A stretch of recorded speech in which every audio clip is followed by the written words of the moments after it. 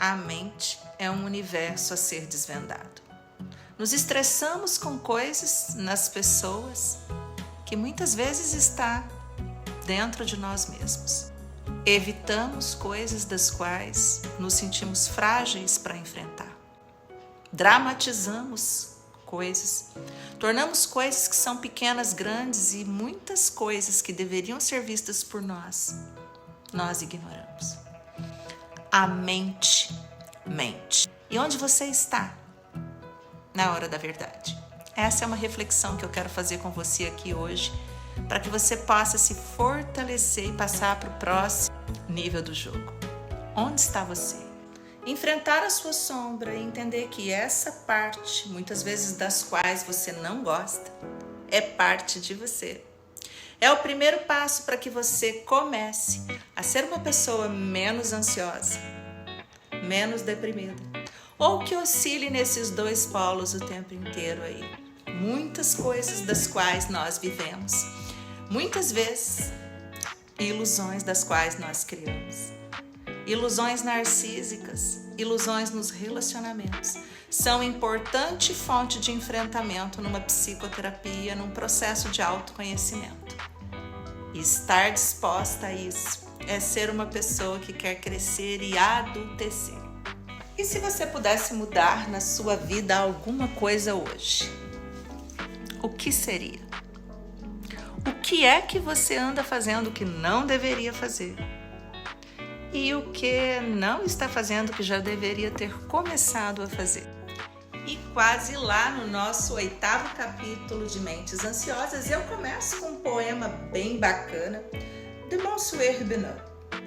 Bom é não fumar, beber só pelo paladar, comer de tudo que for bem natural e só fazer muito amor. Quero amor, que o amor não faz mal. Então olha aí, Monsieur Benoît. Melhor ainda, é o barato interior. O que dá maior satisfação é a cabeça da gente, a plenitude da mente, a claridade da razão.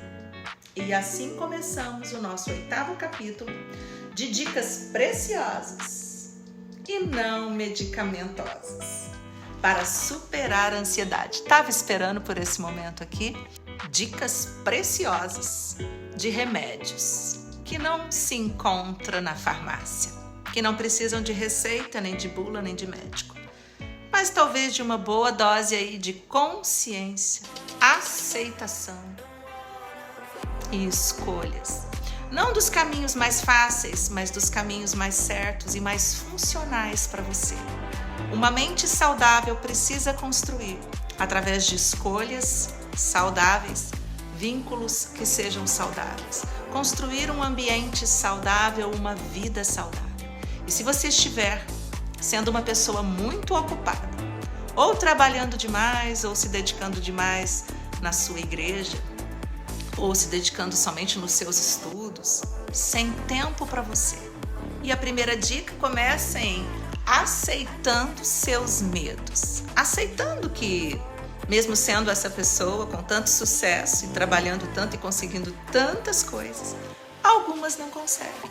E talvez até algumas pequenas coisas, mas que sejam sim significativas para ti. O segundo passo é entender o tamanho dessa coisa, o tamanho desse medo. Existem pequenos e grandes medos. E aí, cuidar-se, dando um passo de cada vez. Nesse capítulo, Ana Beatriz diz o seguinte: caso você tenha um diagnóstico de ansiedade, leve o problema e o tratamento a sério. Os transtornos de ansiedade deveriam ser encarados como qualquer outra doença e levados a sério. Uma hipertensão, uma diabetes, e não um meio tratamento ou um tratamento do qual você adere mais ou menos, ou quando você dá uma primeira leve melhora, você mesmo se automedica, ou você mesmo tira a sua medicação, ou você acha que nem precisa de terapia. Quando vê, lá vem a próxima queda. E é tudo isso que nós queremos preparar você para cair. Cair, se levantar, participe ativamente do seu processo de melhoria, começando a conhecer sobre o assunto assunto do qual tratamos. Se você mal sabe como funciona a ansiedade, você não vai saber como lidar com ela. Então, conheça o seu tipo de ansiedade, conheça os seus tipos de medo, conheça como ele pode ativar você para que você possa estar preparada, munida para lidar com essas pequenas batalhas e enfrentar. Conte com a ajuda de pessoas que possam realmente amparar você, ter boas orientações, ser boa companhia nesse caminho, nesse processo. Você merece. Nesse capítulo, a alimentação saudável, a comida de verdade, prestar atenção em como seu cérebro responde quando você come certos alimentos ou ingere certas bebidas, vai ajudar você no seu processo. Aqui, a própria Ana Beatriz chama atenção para a cafeína, o açúcar, o álcool. E aí vamos lembrar que o álcool vem da cana-de-açúcar. Então você que não depende de álcool ou que não bebe bebida alcoólica, mas é viciada em açúcar, vamos entender o que acontece nos nossos circuitos do prazer? O que acontece com o nosso cérebro quando o açúcar, que é um simples alimento, inclusive sempre instigado e estimulado pela nossa sociedade, cai na nossa corrente sanguínea? A excessiva ingestão de açúcar pode ser um importante fator de surgimento de sintomas de ansiedade. A questão ocorre quando, em vez de carboidratos complexos, os alimentos baseados em açúcar, farinha branca, decompõem-se rapidamente e facilmente pelo sistema digestivo, aí absorvida pelas células do nosso corpo, a fim de satisfazer nossas necessidades energéticas. E para dar uma sobrecarga, os pâncreas liberam grandes quantidades de insulina, uma substância que realiza o transporte dessa glicose para o corpo. Diante dessa abundância de carboidratos, os chamados carboidratos simples, o pâncreas tem que exagerar na quantidade de insulina necessária. Então dá para imaginar que o sangue vai de um nível alto para um nível baixo e muitas vezes fica visível isso na TPM das mulheres. A pessoa pode se sentir inicialmente eufórica. Após ingerir o açúcar, uma sensação maravilhosa. Sabe aquele docinho, aquela coisa do tipo, eu preciso comer um docinho e eu me sinto rapidamente bem?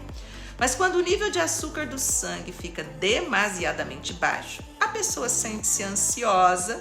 Essa sobrecarga faz com que o seu cérebro, com ausência em algum momento, estresse e peça mais açúcar.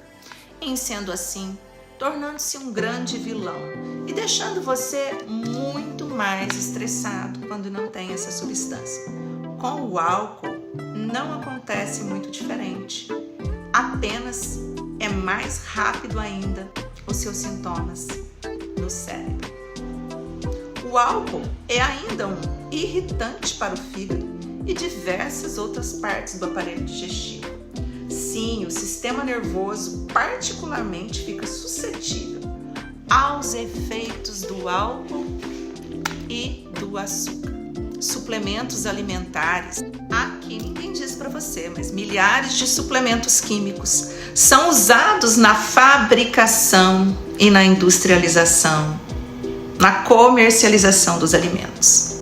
Às vezes ousamos até dizer que as indústrias alimentícias são grandes parceiras de laboratórios e farmácias. A alimentação é uma das grandes fontes que podem ajudar você a ser uma pessoa menos ansiosa. E sim, existem técnicas de relaxamento, o sol, a água, as escolhas que fazemos, e para isso a nossa mente tem que estar preparada para fazer essas escolhas e muitas vezes não só atender os nossos desejos. Muitos dos nossos desejos não são para ser realizados e isso é frustrante. Porém, trabalhar o seu cérebro e treinar o seu cérebro, inclusive a fazer atividades não tão prazerosas, a nossa mente adulta, há que fazer um equilíbrio constante entre prazer e realidade, o id e o superego. Um ego fortalecido não é um ego inflado. Uma pessoa adulta não é uma pessoa que sabe tudo, que não precisa de ninguém, que é autossuficiente. Ela sabe quando precisa de ajuda. Ela entende as suas fraquezas. E principalmente, ela sabe quando parar. Ser espontâneo não é falar tudo o que pensa, na hora que quer. Achar que a outra pessoa tem que fazer tudo do jeito que você quer. Certas escolhas nos fazem mais ansiosos. Quando a minha mente precisa de ajuda, o que eu faço? Eu recorro a um amigo, eu recorro à igreja, à minha fé, eu vou ao posto de saúde, ao clínico. Como você lida com a sua tristeza, o seu sono mal dormido, a sua irritabilidade, alteração de humor, os seus medos que muitas vezes travam você ou a sua impulsividade? Talvez você ache que seja normal tomar um pouco mais de álcool, talvez você ache que seja normal tudo aquilo que você faz. E talvez isso prejudique você ou pelo menos prejudique as pessoas das quais você convive.